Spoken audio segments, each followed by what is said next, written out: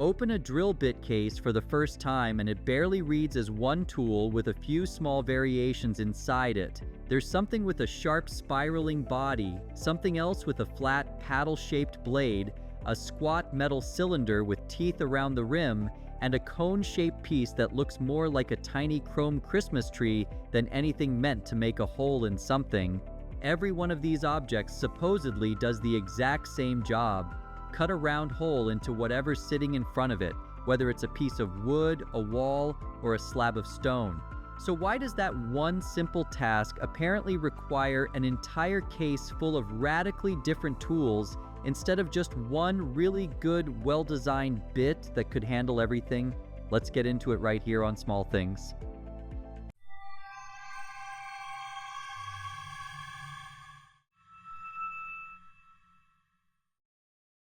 The weakness translated into steel. The real answer has nothing to do with the hole's size and everything to do with what's resisting it on the way there. Wood is full of long fibers that tear and splinter badly if you don't cut across them cleanly and deliberately. Metal doesn't tear at all. It curls off in hot, sharp chips that have to go somewhere, or they jam the cut. Concrete isn't really cut so much as pulverized bit by bit, and tile carries its own separate weakness entirely, one that has nothing to do with how tough it feels underfoot every single day. A bit's shape is that material's specific weakness, translated into steel.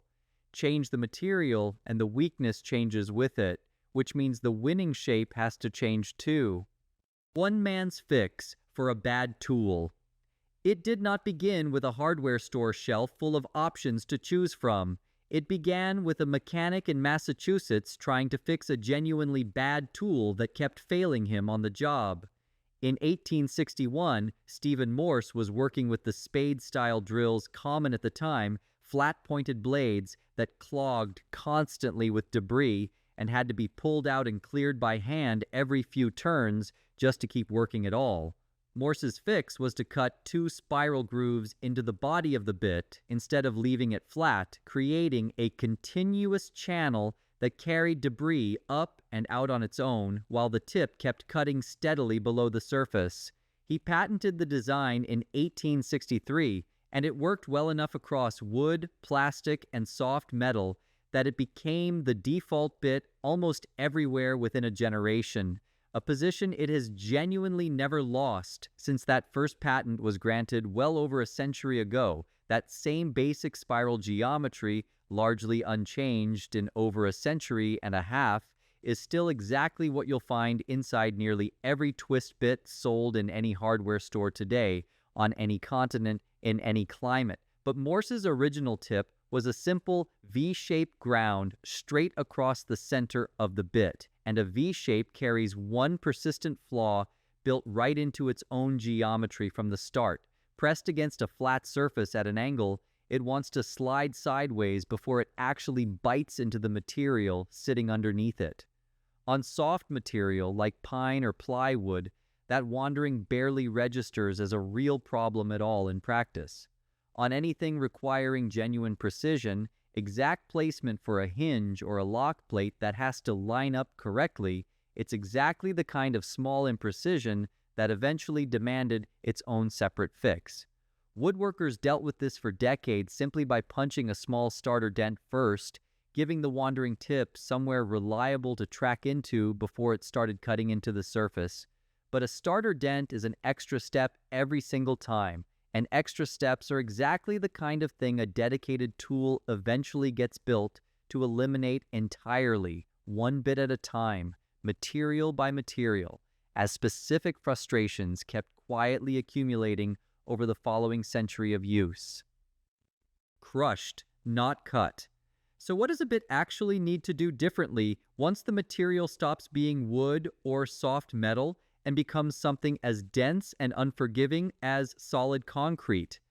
Concrete and brick aren't cut cleanly the way wood or steel are cut by a sharp edge passing through them. They're abrasive, which means ordinary steel wears down faster than it can ever actually wear through the material sitting in front of it, No matter how hard that steel edge started out or how carefully it was sharpened beforehand, masonry bits solve that problem by brazing a small tungsten carbide insert into the tip, a material hard enough to survive the abrasion that would grind an unprotected steel edge down to nothing within seconds of real contact against stone. That carbide tip doesn't slice concrete so much as crush and scrape it apart bit by bit, fracturing the material into small pieces rather than shearing it cleanly in one continuous pass the way a twist bit handles ordinary wood. Rotation alone barely dents material this dense and unforgiving, no matter how sharp the carbide edge is kept. Getting through solid concrete at any reasonable working speed requires a hammer drill or rotary hammer, driving the bit forward and back thousands of times a minute, so the carbide tip repeatedly cracks the material apart instead of just grinding uselessly against its surface without making real progress. The flutes on a masonry bit are also shaped more gradually than a standard twist bit's tighter spiral, built specifically to scoop crushed dust up and out before it packs down and turns into a thick paste inside the hole, which happens surprisingly fast once any moisture gets involved at all. Wear on these bits happens noticeably fast compared to a standard twist bit working steadily in wood day after day, and that rapid wear isn't really a flaw in the design at all. It's simply the ordinary cost of drilling through solid stone rather than wood or soft metal. Hard isn't the same as tough. Looking at a masonry bit and a tile bit side by side on a shelf, it would be easy to assume they're basically interchangeable tools, since concrete and porcelain tile both count as hard materials that ought to need roughly the same tough approach applied to them regardless of which one you're actually working with. Using a hammer drill on tile proves exactly how wrong that assumption really is in practice. Tile is hard, but it's also brittle in a way concrete simply isn't, and the same percussive hammering that cracks concrete apart efficiently sends micro vibrations through tile that the material can't absorb at all. It shatters instead, often well away from the exact point the bit ever actually made contact with the surface in the first place.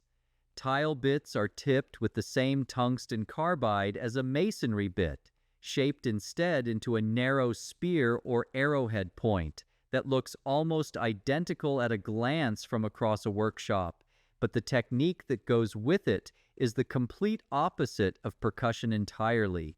Rotation only, no hammering at all, letting the carbide grind through gradually rather than cracking the material apart in one aggressive motion the way concrete genuinely demands. Two materials that both count as genuinely hard on paper end up needing completely opposite drilling techniques the moment brittleness actually enters the picture, which is exactly the distinction a simple, hard versus soft framework misses entirely every time. 4 bits. 4 jobs.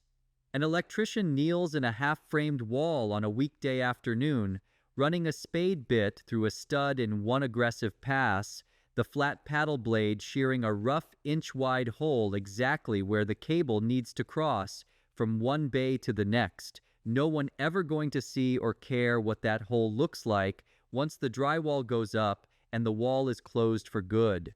Installing a new deadbolt on a Saturday afternoon, a homeowner centers a hole saw against a marked door edge, lets the small pilot bit find its exact mark first, and feels the toothed ring bite through cleanly in one steady pass, only to find the cutout core jammed solid inside the cylinder afterward until a screwdriver pushed through the small side slot finally pries it loose. On a sheet metal panel in a small home workshop, a technician pushes a step bit straight down through a marked point, watching each successive ring pass cleanly through the thin metal one at a time, one single bit doing the work of half a dozen differently sized ones depending only on exactly how far it gets pushed into the material.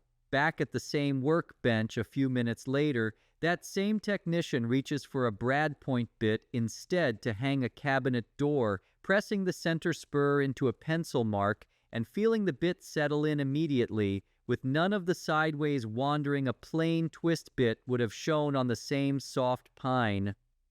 An argument, not a variation. Open that same drill bit case again after all of this, and none of it looks like confusion anymore.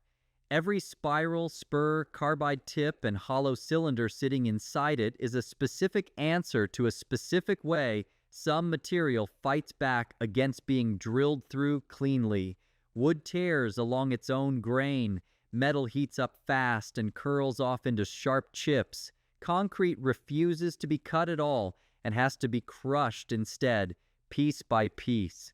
Tile survives that exact crushing and shatters anyway, from a distance, because brittleness plays by an entirely different set of rules than hardness ever did. A drill bit case was never really a set of variations on one single tool. It's a small, carefully organized argument about how many different ways a material can genuinely refuse to give up a hole. If this changed the way you look at your own toolbox sitting in the garage or the closet, let us know in the comments below what you want us to explore next in a future video. We might make it our next episode. Thanks for watching. History often hides in the smallest details.